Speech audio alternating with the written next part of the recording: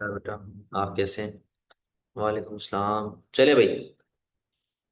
मई जून 2022 paper 22 का section B और सी हम लोग पहले कर चुके हैं। आज हम लोगों ने स्टार्ट करना है उसका डेटा रिस्पॉन्स। ठीक है? तो क्योंकि आप लोग का मॉक करीब है तो प्रैक्टिस आप लोग की पूरी होनी चाहिए। वालेकुम सलाम। जल्दी आओ, जल्दी आओ, जल्दी बैठो। यदि याद है हर आंसर में 6 क्यों देती है किसी में 7 में 5 मतलब मैं रट गया था 6 8 यार मार्क्स है मुझे पता छः। है 6 है। जी जी। उस्मान कैसे हैं? हम लोग बेटे अटेम्प्ट कर रहे हैं मई जून 2025 पेपर 22 का सेक्शन ए, सेक्शन बी और सी हम लोग पहले कर चुके हैं। सेक्शन ए अभी हम लोग अटेम्प्ट करने जा रहे हैं। जरा सुनिएगा। Can south Africa escape it's economic difficulties? कहता है कि यार क्या साउथ अफ्रीका अपनी इकोनॉमिक डिफिकल्टीज से निकल सकता है बाहर, के नहीं निकल सकता? तो बेटा जब भी आप लोग सेक्शन ए कर रहे होते हो हमेशा ये बात याद रखना कि सेक्शन ए आपने आखिर में करना है। सेक्शन बी या सेक्शन सी से आप अपना पेपर स्टार्ट करेंगे। सेक्शन ए आप हमेशा आखिर में कर रहे होंगे, कभी भी आपने पहले सेक्शन ए से स्टार्ट नहीं करना। और इसको आपने आधा घंटा देना है, आधे घंटे से ऊपर नहीं दोगे आप। कहता है south Africa has serious economic difficulties despite its vast natural resources, the main economic indicators show a country in trouble. कहता है यार भले आपके पास बहुत सारे नेचुरल रिसोर्सेज है लेकिन आपका मुल्क जो है वो मसले में ही चल रहा है। As figure 1.1 shows, despite a fall over the last year, unemployment rate remains very high. कहता है कि भाई भले पहले के मुकाबले में आपका जो रेट ऑफ अनएम्प्लॉयमेंट है वो गिर रहा है, उसके बावजूद आपकी जो अनएम्प्लॉयमेंट है वो काफी ज्यादा हाई है। It is amongst the highest in the world, particularly for young people. Young बच्चों के लिए, जवानों के लिए खास तौर पे जो अनएम्प्लॉयमेंट है काफी ज्यादा है।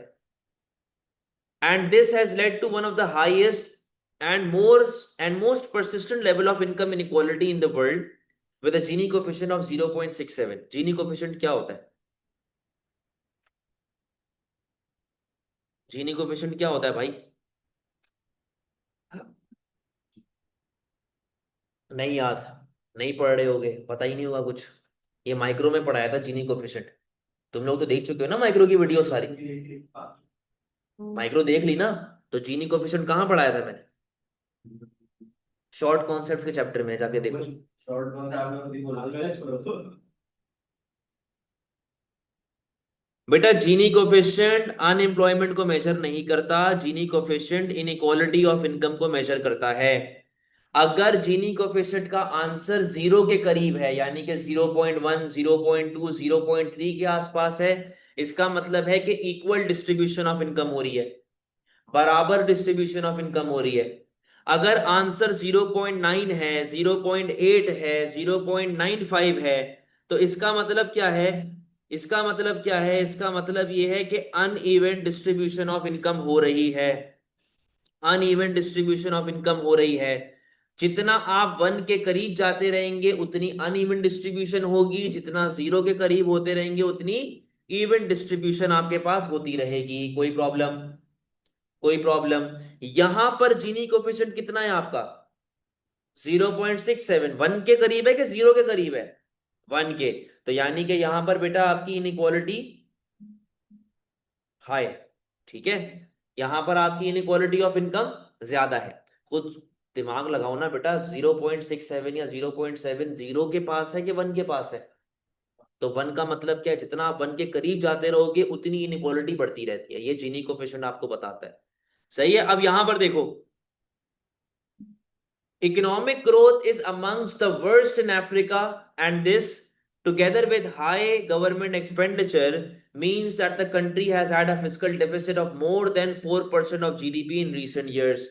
क्या कह रहा है? कहता है कि भाई अफ्रीका में सबसे बुरी इकोनॉमिक ग्रोथ यहां पर है। सही है? सबसे बुरी इकोनॉमिक ग्रोथ पूरे के पूरे अफ्रीका में साउथ अफ्रीका में होती है। कहता है कि एक तो गवर्नमेंट एक्सपेंडिचर बड़ा ज्यादा है, हमारे पास गवर्नमेंट एक्सपेंडिचर काफी ज्यादा है। इसका मतलब क्या है कि हमारा फिस्कल डेफिसिट 4% है हमारे जीडीपी का। फिस्कल डेफिसिट का क्या मतलब है? टैक्स रेवेन्यू कम है, गवर्नमेंट स्पेंडिंग ज्यादा है, यानी कि आप यहां पर बजट डेफिसिट में बैठे हुए हैं। आप बजट डेफिसिट में बैठे हुए हैं कि आपका जो गवर्नमेंट स्पेंडिंग है वो ज्यादा है, और आपकी, जी अभी हाँ, आपकी गवर्नमेंट स्पेंडिंग जो है वो ज्यादा है और आपका टैक्स रेवेन्यू कम है। आगे सुनो। Despite falls in the value of South Africa's currency rand, the current account of the balance of payment is projected to move to a significant deficit of 2.3% of GDP in 2023 and to deteriorate further to about 2.5% of GDP in 2024। अब बेटा बात सुनो क्या कह रहा है, बात सुनो क्या कह रहा है।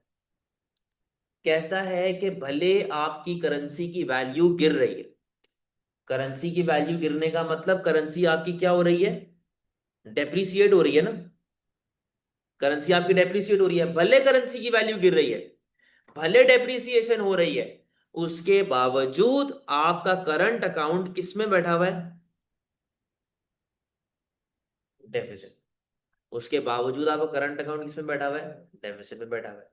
कह रहा है कि इस साल 2023 में 2.3% है, लेकिन आगे जाके 2024 में कितना हो जाएगा, 2.5%। आप लोगों को मैंने टर्म्स ऑफ ट्रेड पढ़ाया था। टर्म्स ऑफ ट्रेड के अंदर मैंने आप लोगों को बताया था कि हम लोग किस तरीके से अपने ओवरऑल जे कर्व, उल्टा जे कर्व का निजाम सीख रहे होते थे।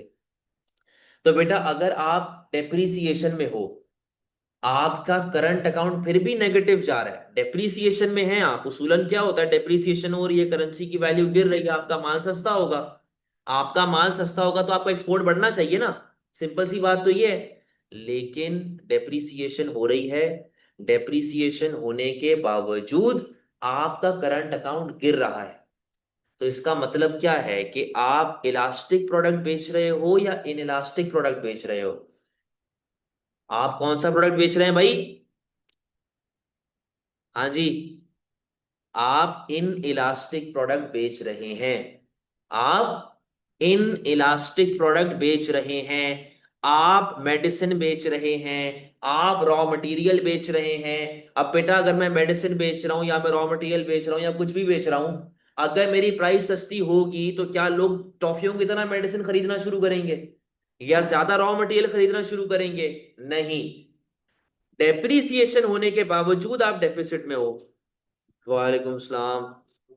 बेटा क्या टाइम वाइम नहीं है क्या आने का।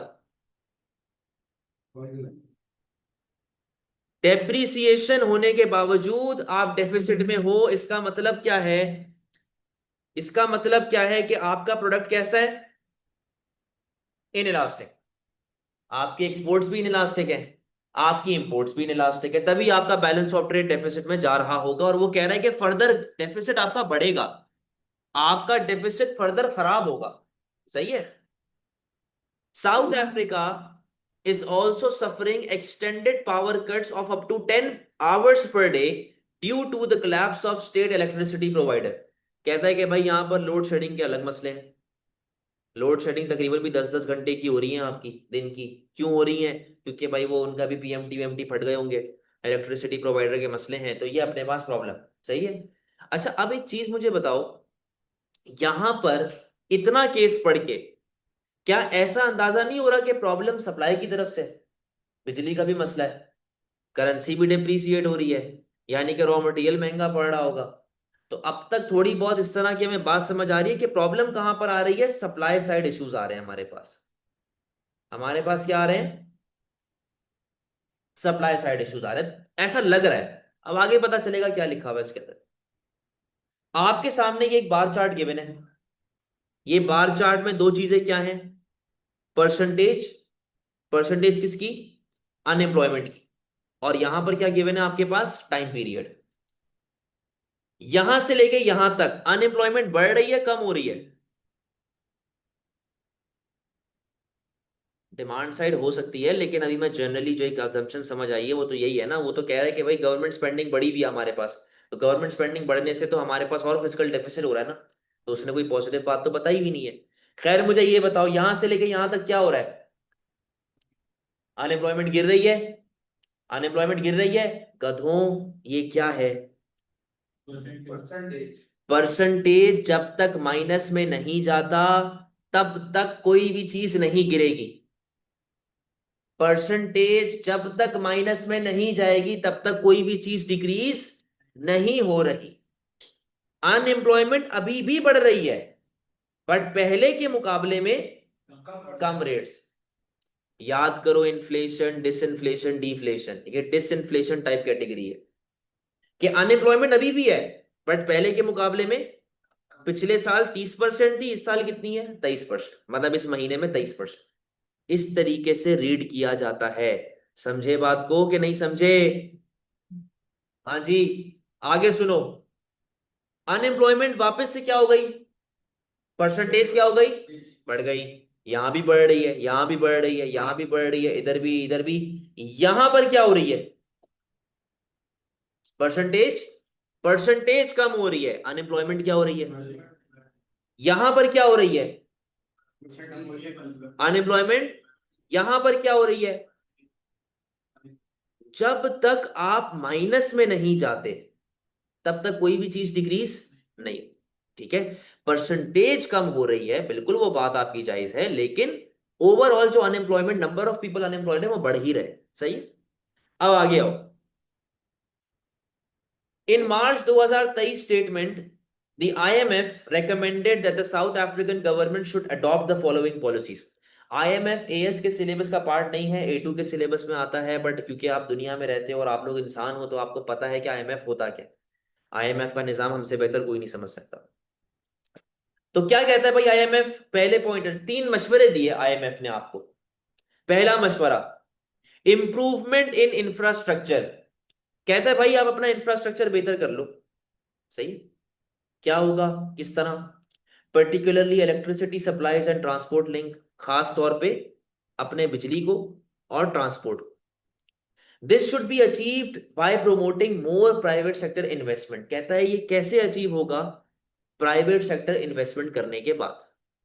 प्राइवेट सेक्टर इन्वेस्टमेंट करेंगे, इंफ्रास्ट्रक्चर भी आपका बेहतर होगा, इलेक्ट्रिसिटी सप्लाई भी आपकी बेहतर होगी, ट्रांसपोर्ट लिंक भी बेहतर होगा।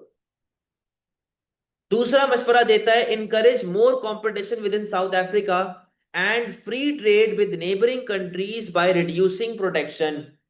कहता है भाई कि एक तो आप अपने कंपटीशन को बेहतर करो, और कहां चले जाओ? फ्री ट्रेड पे। Closer links with African continental free trade area should be established.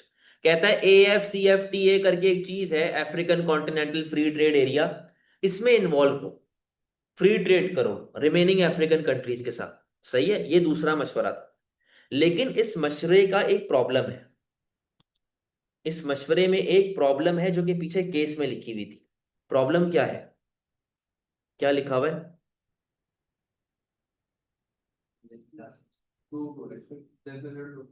क्या लिखा हुआ है? कहता है आप तो पहले ही डेफिसिट में हो, आप तो पहले ही डेफिसिट में चल रहे हैं, आपकी इंपोर्ट ज्यादा है, आपकी एक्सपोर्ट्स कम है। अगर मैं फ्री ट्रेड की तरफ जाना शुरू कर दूं तो फिर तो और बड़ा फर्क नहीं हो जाएगा? ये प्रॉब्लम है ना, तो मैंने पहले से आइडेंटिफाई करके रखी हुई है। आगे सुनो क्या कहता है। To tackle the very high rates of unemployment and income inequality, a range of policies has been suggested. तो ये पैराग्राफ हमारा पॉलिसीज का होगा। These include setting a national minimum wage at an appropriate rate to encourage more people back into labor force। अच्छा, अब यहां पर जरा रुको, ये पॉइंट समझो। देखो, इस पॉइंट से मुझे क्या इंडिकेशन मिल रही है? इस पॉइंट से मुझे ये इंडिकेशन मिल रही है कि लोग जानबूझकर काम नहीं कर रहे थे। लोग जानबूझकर काम नहीं कर रहे थे। कैसे पता चला सर आपको? बेटा ये देखो क्या कह रहा है। मिनिमम वेज बढ़ाओ ताकि लोग वापस से काम में आना शुरू, वापस से, वो एग्जिट कर चुके हैं, वो निकल चुके हैं, उनको वापस से काम में लाने के लिए you have to increase national minimum wage. समझे बात को? This should be done alongside policies to strengthen employment protection. In addition, other policies include improving level of education and training and better support for the transition from school to work। और policies क्या बताई हुई इसने? कहता है education बेहतर करो, training बेहतर करो, और आप जो ओवरऑल एक ट्रांजिशन पीरियड होता है बच्चे का फ्रॉम स्कूल टू वर्क, उसको बेहतर करो। Finally, policies to promote entrepreneurship need to be introduce. बेटा ये कौन सी पॉलिसीज है? सप्लाई साइड है, फिजिकल है, मॉनेटरी है? सप्लाई। तो पॉलिसीज की जो वो यहाँ पर बात कर रहा है, किन पॉलिसीज की बात कर रहा है? Supply side policies. ठीक है भाई। तो ये आपके पास एक ओवरऑल डेटा रिस्पॉन्स था। मई जून 2023 कौन सा वेरिएंट है भाई? वेरिएंट 22। ठीक है। मई जून 2022 वेरिएंट 22 का ये आपके पास एक डेटा रिस्पॉन्स था। सवाल, केस में किसी को कोई भी मसला, केस में किसी को कोई भी प्रॉब्लम है? अब बात सुनो भाई, यहां पे देखिएगा।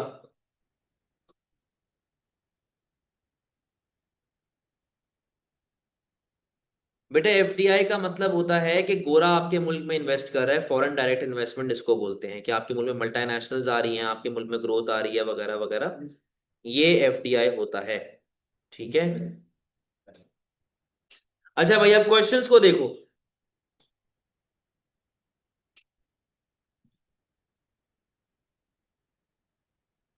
क्वेश्चंस को देखिएगा। पहला question, identify overall change in the unemployment rate in South Africa between January 2020 and October 2022। कह रहा है जनवरी 2020 से लेके अक्टूबर 2022 तक आपके अनएम्प्लॉयमेंट रेट पे क्या इफेक्ट पड़ रहा है? जनवरी 2020 से लेके अक्टूबर 2022, हाँ, यहां से लेके यहां तक क्या इफेक्ट पड़ रहा है भाई, बताओ जरा।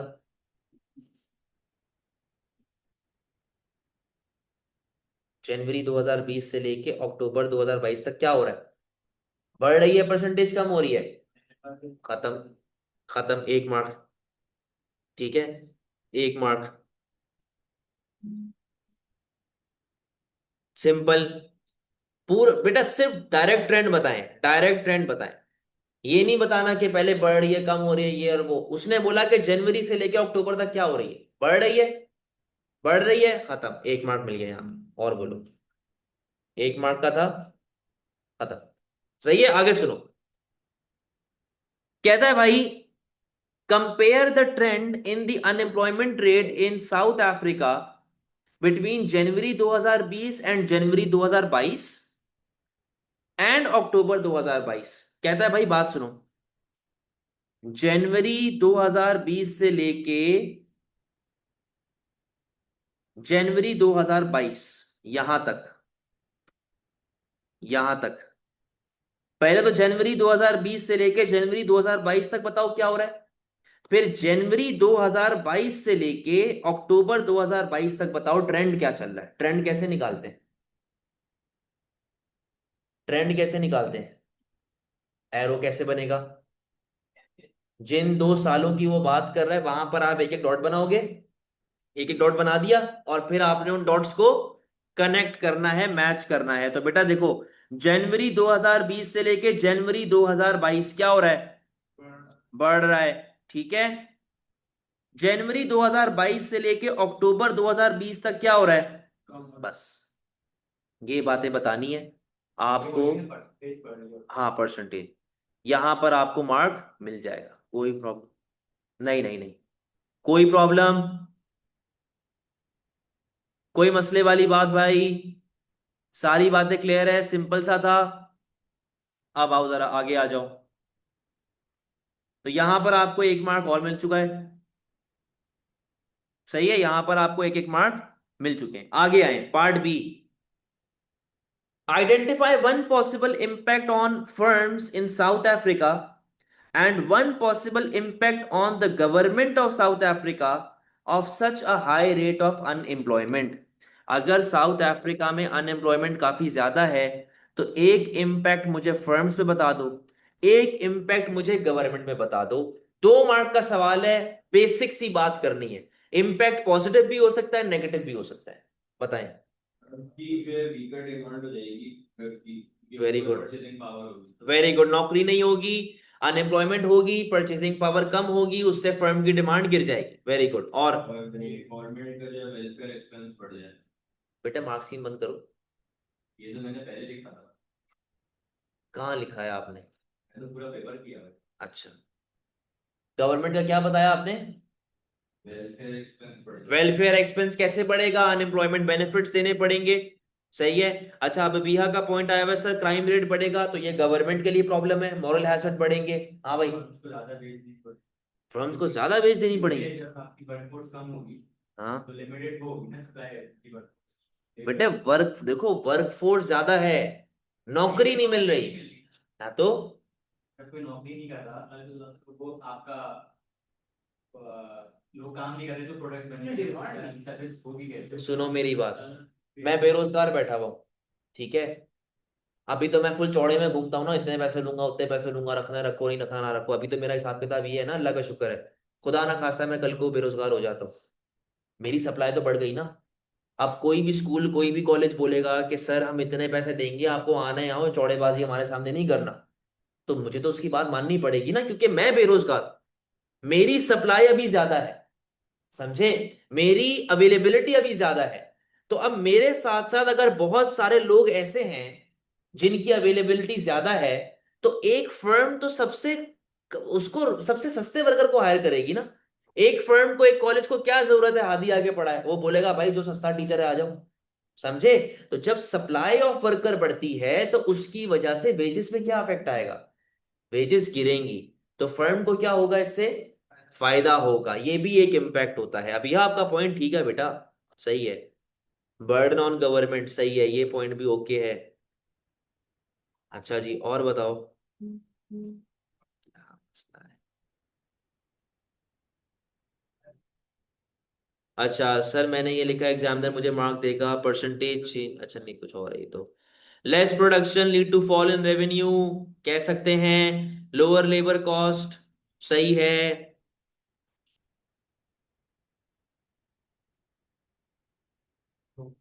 ये बात लिखी है यार, ये तुमने अच्छा किया लिया यार, इधर रख दो। सही है भाई, कोई बेटा 2 मार्क, 2 मार्क थे सिंपल से। तो इसमें कोई रॉकेट साइंस की जरूरत नहीं थी कि आप फौरन जो है ना अपना इतना दिमाग लगा के जो है आंसर लिखे। मैं एक बात बता दूं, अगर डेटा रिस्पॉन्स स्ट्रांग हो गया, अगर आप कम से कम भी 16-17 मार्क, चलो ज्यादा ही है, 15 मार्क भी ले आओ ना डेटा रिस्पॉन्स में, तो आप अपने ए के बहुत करीब हो जाओगे। अगर 15 मार्क डेटा रिस्पॉन्स में स्कोर कर लिए, क्यों? सेक्शन बी में मुझे पता है आप लोग कहीं ना कहीं पे तो भंड मारेंगे ही। अगर आपके 12 मार्क सेक्शन बी में आते हैं, 12 मार्क सेक्शन सी में आते हैं आउट ऑफ 20, ये कि बहुत बहुत हल्के मार्क की बात कर रहा हूं मैं। 24 मार्क हो गए, 15 मार्क आपके सेक्शन ए में आ गए, 39 आ गए। चलो मैं कहता हूँ 39 में नहीं 35 आते हैं, ए बन चुका है आपका। आप ए की बाउंड्री से बहुत आगे जा चुके हो।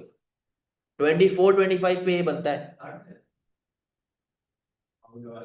ये खुश होने वाली बात नहीं है, ये खुश होने वाली बात नहीं है अगर 24 पे ए बनता है तो। ये आप ही लोगों की मेहरबानी होती है कि आप लोग 24 पे 23 पे ए लेके आते हो, जो आप इतने खूबसूरत पेपर करते हो ना। ये उसके बाद थ्रेशोल्ड गिरता है। थ्रेशोल्ड अगर गिरा हुआ है इसका मतलब ये है कि अल्लाह से माफी मांगो, समझे? ये बात होती है। खुश नहीं होना थ्रेशोल्ड गिरा हुआ है तो मैं तो ये कर दूंगा वो कर दूंगा, जब आएगा ना पेपर तब पता चलेगा। अभी मॉक में देखते हैं ना क्या सेटिंग बैठती है आप लोगों की। मॉक कब है यही नहीं पता होगा। 21 को ये परसों है। वो तो कॉलेज का होगा ना फातिमा, पे कॉलेज का क्राइटेरिया होगा। मैं आपको ब्रिटिश काउंसिल का क्राइटेरिया बता रहा हूँ। 24-25 पे ए बनता है P2 में, और 25-26 पे आपका P1 में ए बनता है। अच्छा, एक्सटर्नल का आप बता रही हैं। हाँ तो आपका फिर P1 भी तो होगा ना बेटा, P1 में आपने बंड मारे होंगे। चलो, पार्ट डी, बेटे 2 आंसर लिखवाऊंगा, पार्ट डी और ई लिखवाऊंगा, पार्ट सी पे आ जाए। Consider whether continued fall in the value of South African rand may lead to a reduction in the current account deficit on the balance of payment। कहता है बेटा एक बात बताओ, अगर कंटिन्यूसली साउथ अफ्रीकन रैंड की वैल्यू गिरती जा रही है, तो क्या उससे हमारा करंट अकाउंट डेफिसिट रिड्यूस होगा? तो एक एक रीजन, दो दो रीजन बता दें क्यों होगा और क्यों नहीं होगा, सिंपल है। हाँ जी बताओ। हाँ भाई। आपने कंक्लूजन भी देना है इसके अंदर 1 मार्क का। 1 पॉइंट बता दो क्यों होगा, 1 पॉइंट बता दो क्यों नहीं होगा, और 1 पॉइंट आपने देना है कंक्लूजन का। ठीक है। जी क्या कह रही थी आप? डेप्रिसिएशन तो हो ही रही है, लेकिन इससे फायदा होगा आपके बैलेंस ऑफ पेमेंट को कि नहीं?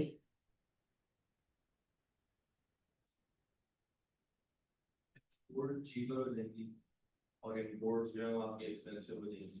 एक्सपोर्ट सस्ते होंगे, इंपोर्ट में एक्सपेंसिव हो जाएंगे, तो देयर इज अ चांस कि हम लोग इंपोर्ट से हटके डोमेस्टिकली मैन्युफैक्चर्ड गुड पे जाना शुरू कर दें। ठीक है, वेरी गुड, चलो। फायदा हो, नुकसान बताओ।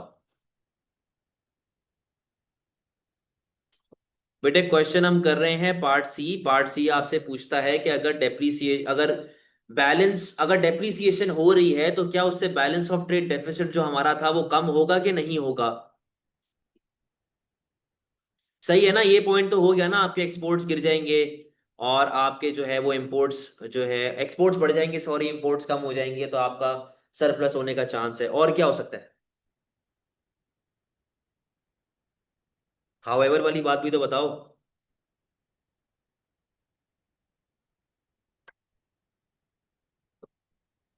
हाँ भाई उस्मान।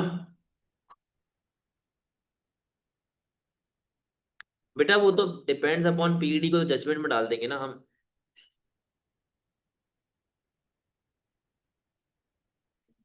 वो तो कंक्लूजन वाला है। अगर साउथ अफ्रीका बाहर से रॉ मटेरियल इंपोर्ट करता है तो रॉ मटेरियल पहले के मुकाबले में महंगा पड़ेगा। जब वो महंगा पड़ेगा तो उससे आपका इंपोर्ट एक्सपेंडिचर क्या हो जाएगा? इंपोर्ट एक्सपेंडिचर बढ़ेगा तो बैलेंस ऑफ ट्रेड और ज्यादा डेफिसिट में जाना। बस ये 2 पॉइंट बताने, बस ये 2 बातें बतानी है। In order to conclude, it depends upon the time period, it depends upon price elasticity of demand of South Africa's product. अगर डिमांड आपकी इलास्टिक है तो आपका एक्सपोर्ट जो है बढ़ना शुरू हो जाएगा और आप बैलेंस ऑफ ट्रेड डेफिसिट से बाहर आ जाएंगे। लेकिन अगर आपकी overall trading in elastic category में होती है तो आपका बैलेंस ऑफ ट्रेड डेफिसिट और ज्यादा बढ़ जाएगा। ये आपका बेटा 4 मार्क था। 4 मार्क था सीधा सीधा, आपने यहाँ पे उसको बता दिया, और यहाँ पे आपकी कहानी एंड हो चुकी है। कोई प्रॉब्लम? समझ गए? पार्ट डी पे आ जाओ। Assess the extent to which closer membership to AfCFTA may help South Africa to achieve growth needed to escape from its economic difficulties। यहां पर वो आईएमएफ के सेकंड पॉइंट की बात कर रहा है। सेकंड पॉइंट में क्या लिखा हुआ है कि आप फ्री ट्रेड कर लो, आप AfCFTA का पार्ट बन जाएं और आप फ्री ट्रेडिंग की तरफ चले जाएं। अच्छा, अब यहां पर देखो फायदे क्या क्या हैं। अगर वो फ्री ट्रेड की तरफ जाता है तो सिंपल सी बात है, चॉइसेस वगैरह बढ़ जाती हैं, आपकी इंटरनेशनल मार्केट में आपका एक नाम बनना शुरू होता है, आपकी ग्रोथ आती है, आपके local producers local businesses grow करना शुरू करते हैं, उनको फायदा होता है। लेकिन यहां पर हमें बताया हुआ है कि केस में पहले से ही एक मसला है कि आप डेफिसिट में बैठे हुए हो। आप डेफिसिट में बैठे हुए हैं, आप फ्री ट्रेड की तरफ जा रहे हैं, तो फिर तो आप और बुरा फंस जाएंगे। समझे? और क्या हो सकता है?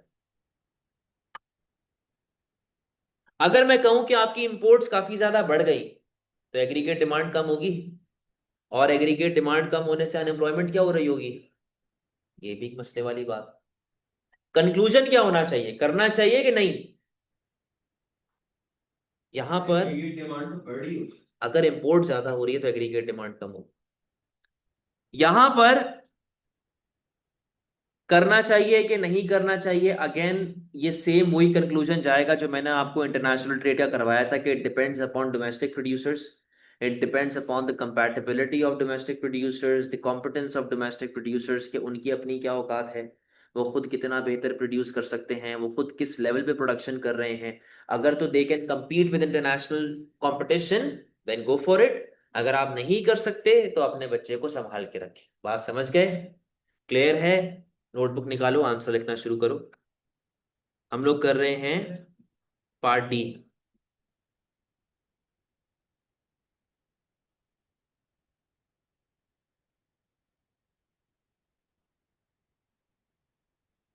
अलिस्बा क्यों नहीं आई आज?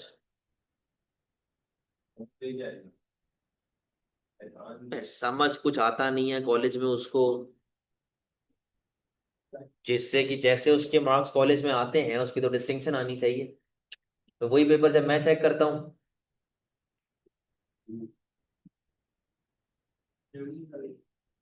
चलो लिखना स्टार्ट करें भाई।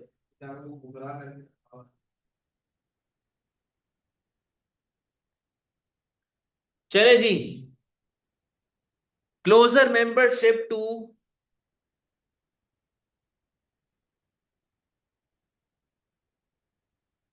AFCFTA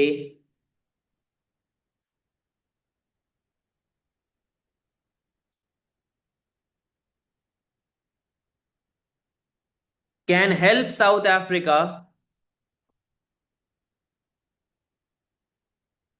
बेटा पार्ट डी कर रहे हैं,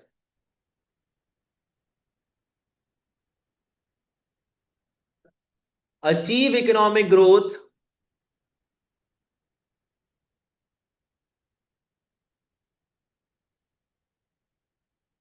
by increasing free trade, full stop,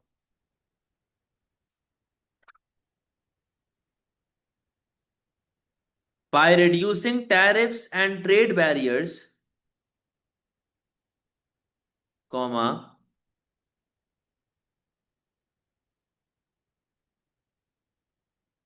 South Africa can access larger markets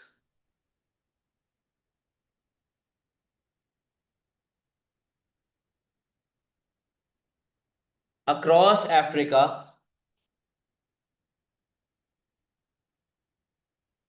full stop.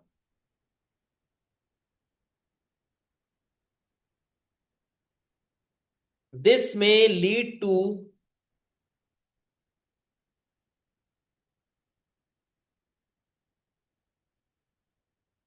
export-led growth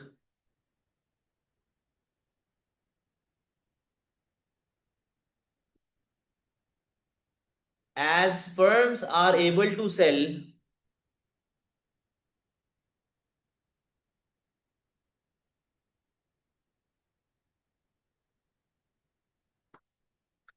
more goods internationally,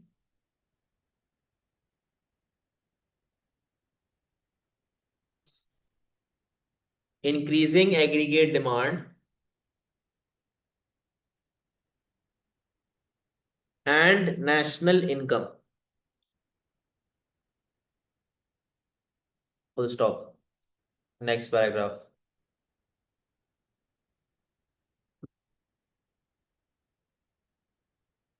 In addition,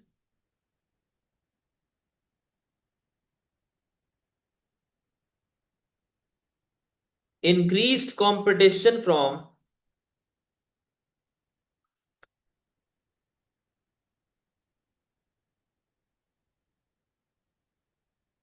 other African countries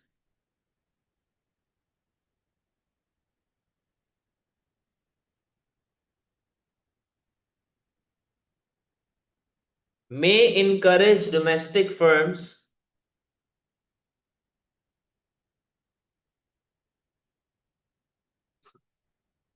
to become more efficient.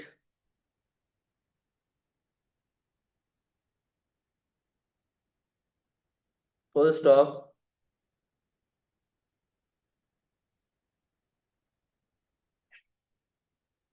This can lead to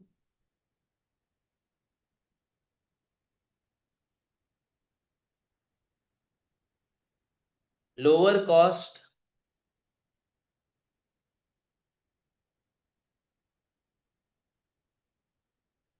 and better quality product,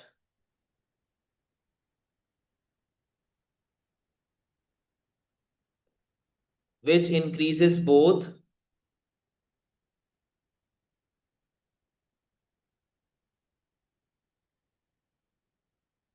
domestic and international demand.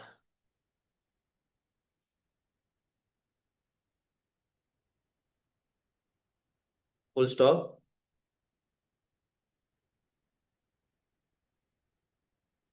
As firms expand production,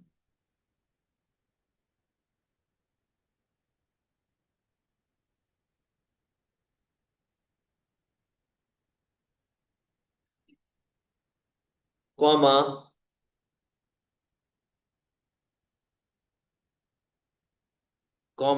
this may also attract foreign direct investment,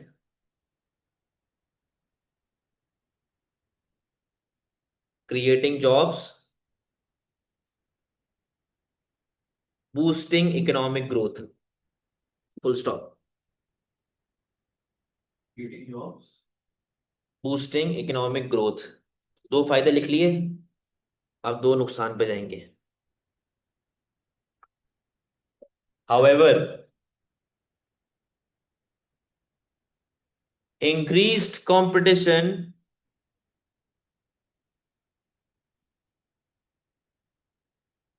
from foreign firms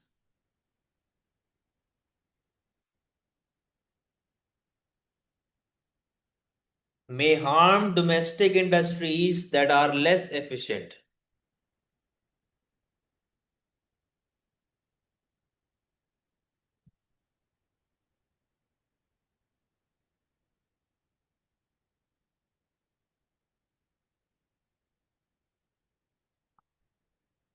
Full stop. This could lead to fall in demand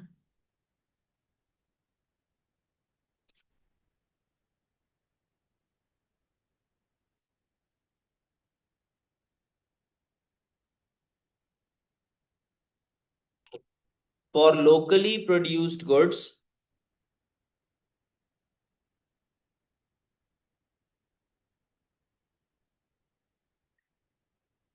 causing some firms to reduce output or shut down.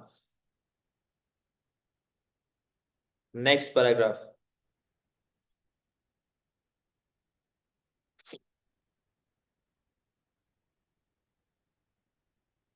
This may lead to higher unemployment,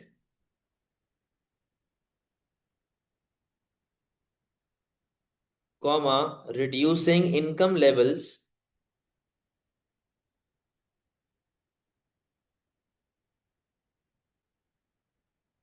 and slowing economic growth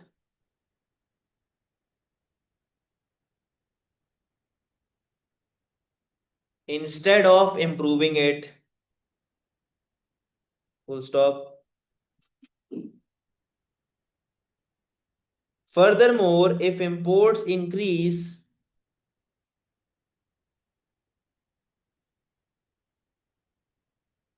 is more than export,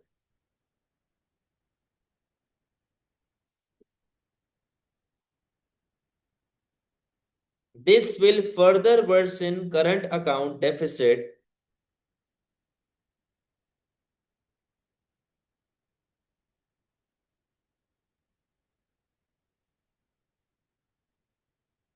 affecting long-term economic stability. Next paragraph.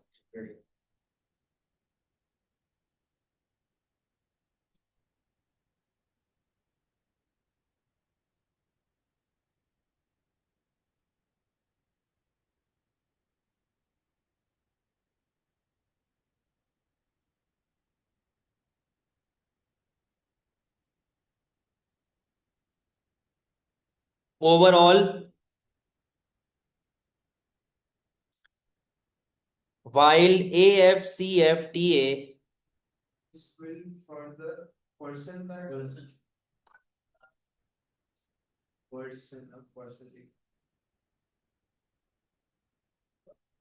overall, while AFCFTA, वापस कहाँ लिख रहा है? Membership has a strong potential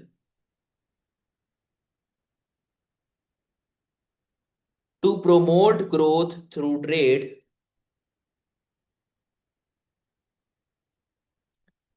and investment.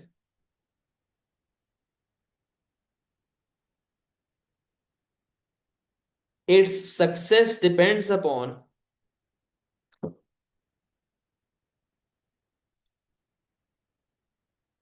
how competitive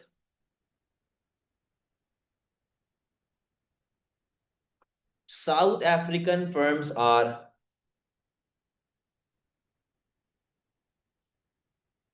full stop.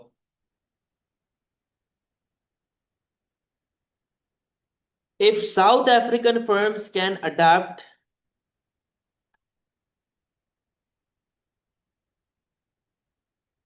and improve efficiency,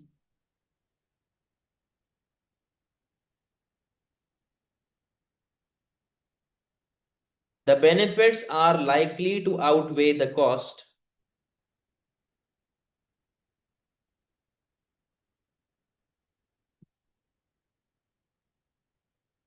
However, if they cannot compete,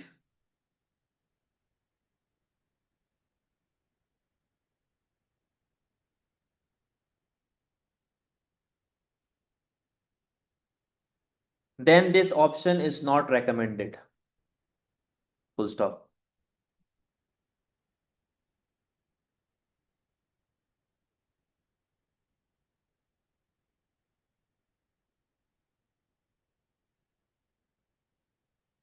Done.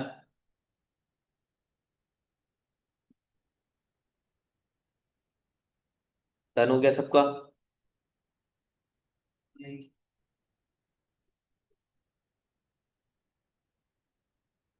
सही है। अब बेटा बात सुनो, एक और क्वेश्चन है, वो मैं लिखवाऊंगा नहीं, मैं आपको उसका आंसर भेजूंगा, लेकिन आंसर दिखाऊंगा टाइम क्योंकि काम है। अब यहाँ पे देखिए भाई, part D, part E, assess the extent to which the policies suggested to improve infrastructure and to reduce the high rate of unemployment in South Africa are likely to reduce income inequality।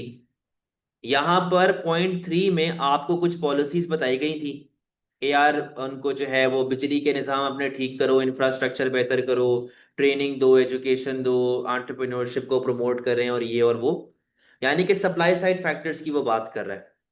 तो वो पूछ रहा है कि यार ये जो supply side factors हैं जो हमें आईएमएफ ने मशवरा दिया है, क्या ये हमारे लिए फायदेमंद होगा इनइक्वालिटी कम करने के लिए या नहीं? Discuss the view. देखो केस के साथ आप कैसे लिंक कर रहे हो, उसने आपको पीछे बताया हुआ है कि आपके पास बिजली के मसले चल रहे हैं, ठीक है, आपके पास इंफ्रास्ट्रक्चर वीक है, लोग जो हैं वो इनइक्वालिटी का शिकार हैं क्योंकि हमारे पास इतनी अपॉर्चुनिटीज नहीं होती, तो जाहिर है कि फिर इससे हमारे पास ओवरऑल सप्लाई बढ़ेगी। सप्लाई साइड फैक्टर हमारे पास आ रहे हैं ना, फायदेमंद चीज है, लोगों को जॉब्स मिलेंगी, ट्रेनिंग आएगी, मोबिलिटी इंक्रीज होगी, ऑक्यूपेशनल मोबिलिटी इंक्रीज होती है ट्रेनिंग से, इंफ्रास्ट्रक्चर बेहतर होगा तो जियोग्राफिकल मोबिलिटी इंक्रीज होगी।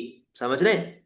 How ever it is expensive, time consuming है, आप पहले ही फिस्कल डेफिसिट में हो, आपकी गवर्नमेंट स्पेंडिंग पहले ही ज्यादा है, अगर आप और इस तरह के काम करोगे तो फिस्कल डेफिसिट तो और नहीं बढ़ जाएगा, और मसले मसाइल नहीं शुरू हो जाएंगे, और नेगेटिव में नहीं जाना शुरू हो जाओगे आप। समझे? तो अब यहां पर जरा आंसर को देखें क्या लिखा हुआ है। पहले मैंने फायदा बताया कि अगर आप इंफ्रास्ट्रक्चर बेहतर कर रहे हैं अनएम्प्लॉयमेंट कम करने के लिए, तो ये सप्लाई साइड पॉलिसी होती है जो कि एक अच्छी चीज है, आपको फायदा पहुंचाएगी, ठीक है। इससे क्या होता है कि आपकी इनइक्वालिटी कम होती है, आपको स्किल्स वगैरह डेवलप होती हैं, ट्रांसपोर्ट लिंक अगर बेहतर है तो वर्कर्स के लिए ट्रैवल करना आसान है, एम्प्लॉयमेंट अपॉर्चुनिटीज आ जाती हैं, एजुकेशन वगैरह आपको मिलेंगी तो आपकी स्किल्स इंप्रूव होंगी, आपके पास ऑक्यूपेशनल मोबिलिटी आना शुरू हो जाएगी। तो इससे क्या है कि आप हाई पेइंग जॉब्स की तरफ जा सकते हैं मल्टीपल स्किल्स के साथ। हाउ एवर, मसला क्या है, किस पे अफेक्ट आ रहा है? बजट पे। आप तो पहले ही बजट डेफिसिट में हो, आप तो पहले ही नुकसान में हो, तो कितना बर्दाश्त करो, ये भी तो एक मसले वाली बात है। एडिशनली सच पॉलिसीज टेक टाइम, फॉरेन से नहीं आती, सप्लाई साइड तो वैसे ही टाइम कंज्यूमिंग होती है, तो it may take years before a person is educated, it take months before a person gets trained properly. समझ रहे हैं? तो ट्रेनिंग में टाइम लगता है, एजुकेशन में टाइम लगता है, तो इनइक्वालिटी के अंदर ये प्रॉब्लम्स आती हैं। ओवरऑल इन पॉलिसीज में पोटेंशियल तो है इनकम इनइक्वालिटी कम करने का, बट किसके अंदर? लॉन्ग रन में। तो आपको कुछ ऐसा करना पड़ेगा ना जिससे शॉर्ट टर्म में भी तो फायदा हो। समझे? Their effectiveness depends upon proper implementation and equal access. Without this, inequality may not be significantly improved। यानी कि आपको अगर काम करना है तो वो प्रॉपर निजाम के अंदर ले रह के करना है, प्रॉपर नजर में चीजों को रख के करना है कि लोगों की वाकई में इनइक्वालिटी कम हो। जब तक आप प्रॉपर निजाम नहीं लेके चलेंगे, अगर मुल्क में करप्शन है, मुल्क में प्रॉब्लम्स हैं, तो भाई ये फिर आपका मुल्क जो है ना, प्रॉपर तरीके से फायदा आपको नहीं हो पाएगा। क्लियर है? कोई मसले वाली बात, उस्मान एयर ड्रॉप खोलो अपना।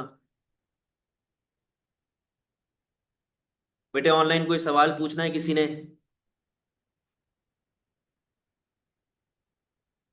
ये कैपी भाई कौन है? कैसे भाई ये बैठे? कोड बताओ।